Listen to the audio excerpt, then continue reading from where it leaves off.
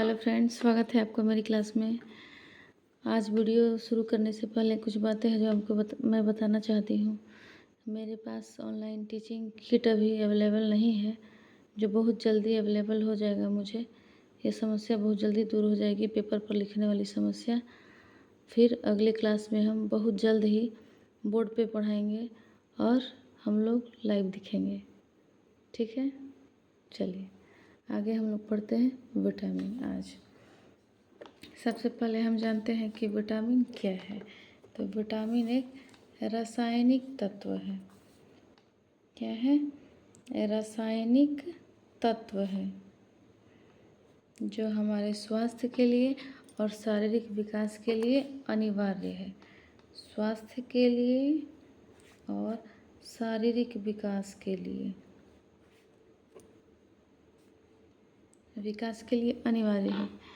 शरीर के अनेक आंतरिक क्रियाओं के लिए विटामिन बहुत आवश्यक है। इसकी उपस्थिति का प्रमाण कैसे मिला? तो कुछ लोग स्कर्वी रोग से पीड़ित थे। इसमें अधिकांश लोग समुद्र यात्री थे, तो इस रोग से छुटकारा दिलाने के लिए उसको नींबू और संतरा खिलाया गया। जहाज पर ले जाया गया, उसमें कुछ नाविक भी थे, उनको खिलाया गया नींबू और संतरा, जिससे वो ठीक हो गए। इसी तरह कुछ जापानी नौसेना के नाविक थे, वो बेरी रोग से पीड़ित थे। जो चावल खाते थे, उन्हें मांस, मछली, अंडा दिया गया तो वो ठीक हो गए।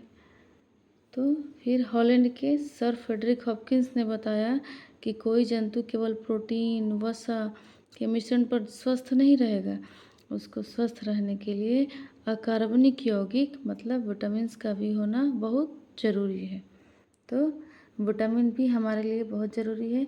जैसे कार्बोहाइड्रेट, प्रोटीन और वसा की तरह ये भी हमारे लिए बहुत ज़रूरी है। ये हमें बीमारियों से बचाते हैं। चलिए, अब विटामिन का वर्गीकरण दो भागों में किया जाता है। विटामिन का वर्गीकरण दो भागों में किया जाता है।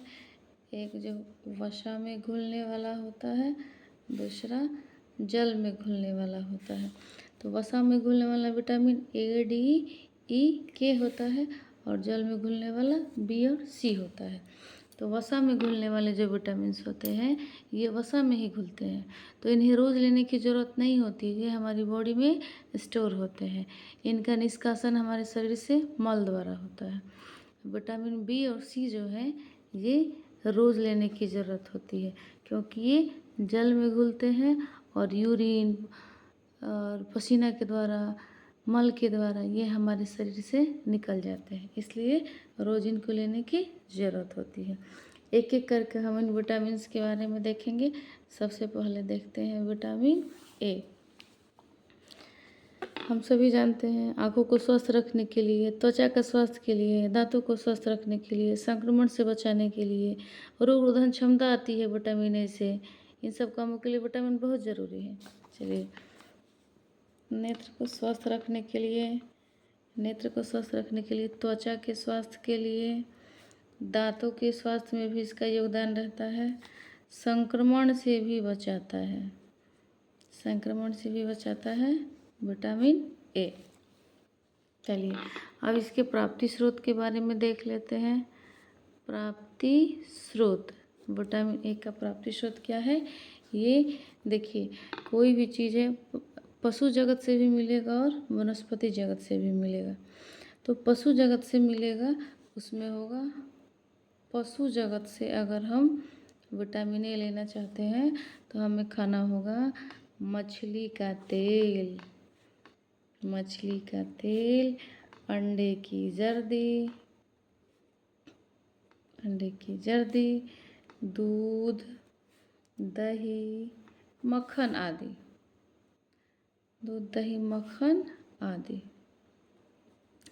अगर हम वनस्पति जगत से विटामिन ए लेना चाहते हैं, वनस्पति जगत से विटामिन ए लेना चाहते हैं तो हरी पत्तेदार सब्जियां,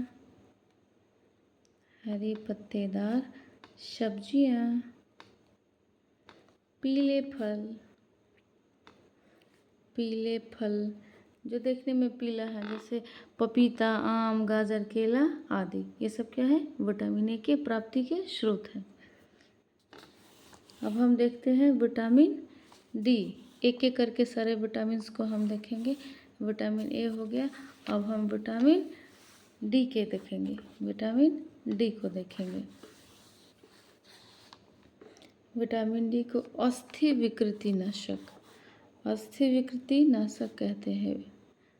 अस्थि विकृति नाशक कहते हैं, नाशक कहते हैं। अच्छा, इसका मुख्य काम, विटामिन का मुख्य काम क्या है? तो विटामिन का जो काम है वो अस्थि निर्माण में सहायता देना है, अस्थि निर्माण में सहायता देना है। अस्थि निर्माण में सहायता देना है। इसके प्राप्ति स्रोत क्या हैं? ये हम सभी जानते हैं, आपको भी पता है। ये जो इसके प्राप्ति स्रोत हैं, सूर्य का प्रकाश, सूर्य का प्रकाश।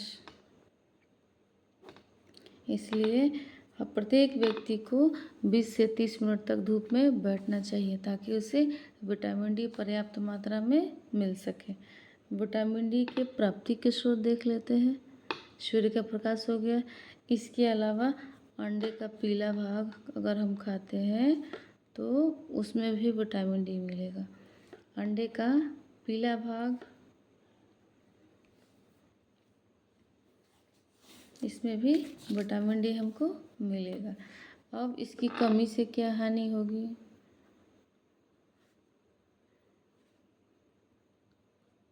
कमी से क्या हानि होगी? अस्थियों में विकृति आ जाती है, मतलब खराबी आ जाती है, अस्थि विकृति हो जाती है, अस्थि विकृति हो जाती है। इसके अलावा सूखा रोग हो जाता है, जिसमें टांगें तिरछी हो जाती हैं, धनुषाकार हो जाती है, उसमें भी अस्थि विकृति हो जाती है। ये सब विटामिन डी की कमी से होता है। अब हमने ए देख लिया, डी देख लिया, अब हम विटामिन ई देखेंगे, विटामिन ई देखेंगे। इसमें एंटीऑक्सीडेंट गुण होते हैं, एंटीऑक्सीडेंट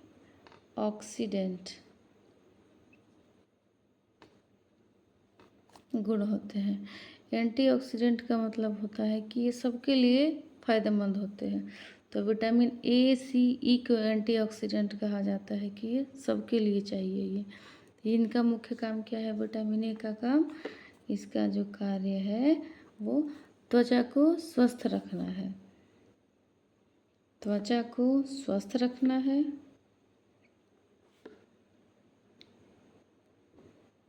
शरीर को सुरक्षा देना है, शरीर की सुरक्षा, यह है विटामिन ई का कार्य। ये हमें बीमारियों से बचाते हैं और इम्यून सिस्टम में भी अपनी भूमिका निभा देते हैं। इनकी इम्यून सिस्टम में भी इनकी भूमिका है। चलिए अब प्राप्ति स्रोत देख लेते हैं। प्राप्ति स्रोत, तो विटामिन ए के प्राप्ति स्रोत जो है हरी पत्तेदार सब्जियां हैं, हरी पत्तेदार सब्जियां। हरी पत्तेदार सब्जियों में लगभग सभी विटामिन पाए जाते हैं। अगर हम हरी पत्तेदार सब्जियों को खाते हैं तो कई तरह के विटामिन हमको मिल जाएंगे। चलिए, हरी पत्तेदार सब्जियों में मिलते हैं। अब इनकी कमी से क्या प्रभाव पड़ेगा हमारे शरीर पर? तो इनकी कमी अगर हमारे शरीर में हो जाएगी तो हमारे शरीर को पर्याप्त मात्रा में ऑक्सीजन नहीं मिल पाएगा, जिससे कई तरह की गंभीर समस्याएं हो सकती हैं। जैसे अगर विटामिन ई कम हो गया बॉडी में तो ब्रेन हेमरेज भी हो सकता है, ब्रेन हेमरेज भी हो सकता है। इसके अलावा हार्ट अटैक भी हो सकता है, हार्ट अटैक भी हो सकता है, मानसिक विकार भी हो सकता है, मानसिक विकार भी हो सकता है विटामिन ई की कमी से। ये विटामिन भी बहुत ज़रूरी है। इसके अलावा अब हम देखते हैं विटामिन के। चलिए, विटामिन के का क्या क्या कार्य हैं, इससे सभी परिचित हैं। ये तो सबको पता है कि रक्त को थक्का बनाने के लिए विटामिन बहुत ज़रूरी होता है। रक्त को थक्का बनाने के लिए मतलब इसे जमाने के लिए, थक्का बनाने के लिए ज़रूरी होता है। इसके प्राप्ति स्रोत क्या क्या हैं? अब विटामिन के मिलेगा किस में? तो विटामिन के प्राप्ति स्रोत लिख देते हैं। प्राप्ति स्रोत मिलेगा, ये भी मिलेगा हरी पत्तेदार सब्जियों में। हरी पत्तेदार सब्जियों में, केला, अनार, दूध, सेब, चुकंदर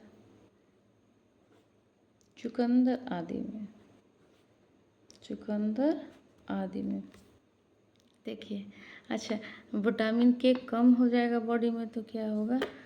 जब विटामिन के बॉडी में कम हो जाएगा, कमी का प्रभाव देख लेते हैं, तो अधिक खून बहना, खून जल्दी थक्का नहीं जमेगा। अधिक खून बहना, विटामिन के ही थक्का जमाता है। अगर विटामिन के नहीं रहेगा तो थक्का नहीं जमेगा रक्त का। हड्डियां कमज़ोर होना, हड्डियां कमज़ोर होना। देखे होंगे आप लोग भी देखे होंगे कि किसी किसी को अगर लीवर वगैरह में इन्फेक्शन हो जाती है तो कहते हैं कि कहीं कट करने लग जाए तो ब्लड बहना बंद नहीं होता है, इसके लिए उनको अलग से विटामिन के का इंजेक्शन दिया जाता है। तो विटामिन के रहना बहुत ज़रूरी है, नहीं तो रक्त के थक्के बनने में परेशानी होती है, दिक्कत होता है। चलिए, जब वसा में घुलनशील विटामिन ख़त्म हो गया, अब हम लोग देखते हैं जल में घुलनशील। जल में जो घुलने वाला विटामिन है उसको देखते हैं। तो चलिए पहले देखते हैं विटामिन सी। विटामिन सी के कार्य देख लेते हैं, इसके क्या क्या कार्य हैं। तो दांतों को स्वस्थ रखना, दांतों को स्वस्थ रखना, दांतों को स्वस्थ रखना, दांत स्वस्थ रहेंगे। इसके अलावा लौह लवण के अवशोषण में सहायक है।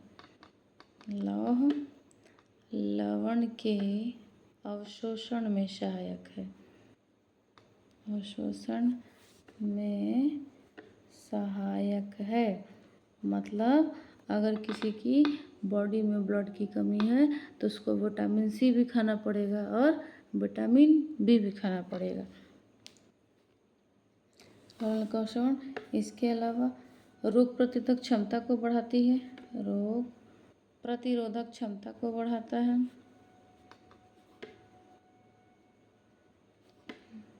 क्षमता को बढ़ाता है विटामिन सी, ये हम सब जानते हैं। प्राप्ति स्रोत देख लेते हैं।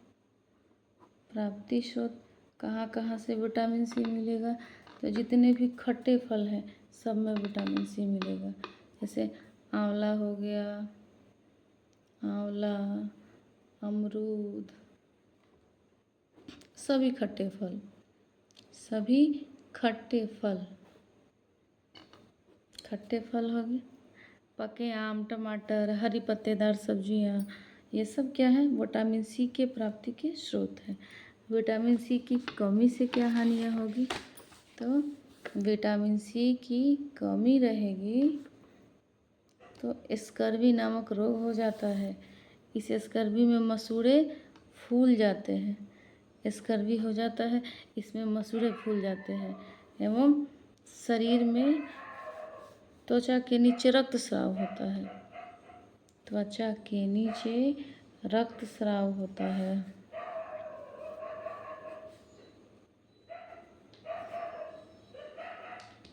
के नीचे रक्तस्राव होता है स्कर्वी रोग में। शरीर में ऐंठन होने लगता है, पूरे शरीर में ऐंठन होने लगता है, जिसको स्कर्वी रोग हो जाता है। ऐसा बच्चों में होता है। और अगर बड़ों में स्कर्वी होता है तो मसूड़ों में सूजन हो जाता है, रक्तस्राव होने लगता है, दांत ढीले पड़ जाते हैं, विटामिन सी देख लिए। अब हम अगला विटामिन देख लेते हैं, विटामिन बी। इसकी फैमिली होती है, इसकी फैमिली होती है, इसलिए इसे कॉम्प्लेक्स विटामिन कहते हैं। विटामिन बी1 की कमी से, जिसका रासायनिक नाम थायमिन है, उसकी कमी से बेरी नामक रोग हो जाएगा, बेरी नामक रोग हो जाएगा। बी2 की कमी से जीभ बैंगनी रंग की हो जाती है, बैंगनी जीभ हो जाती है। इसके अलावा अगर बी3 कमी है तो 4D हो जाता है, जिसमें प्लेगरा, डायरिया, डर्मेटाइटिस, डिमेंशिया और डेथ आता है। 4D हो जाता है। विटामिन बी के प्राप्ति स्रोत देख लेते हैं। प्राप्ति स्रोत ये मिलेगा मांस मछली में, दूध, डेयरी प्रोडक्ट जो है उन सब में भी मिलेगा, डेयरी प्रोडक्ट में, और पत्तेदार सब्जियों में, और पत्तेदार सब्जियों में। आज के लिए बस इतना ही। अगर वीडियो काम की है, आपको पसंद आई है, तो लाइक और सब्सक्राइब ज़रूर करेंगे। Thank you.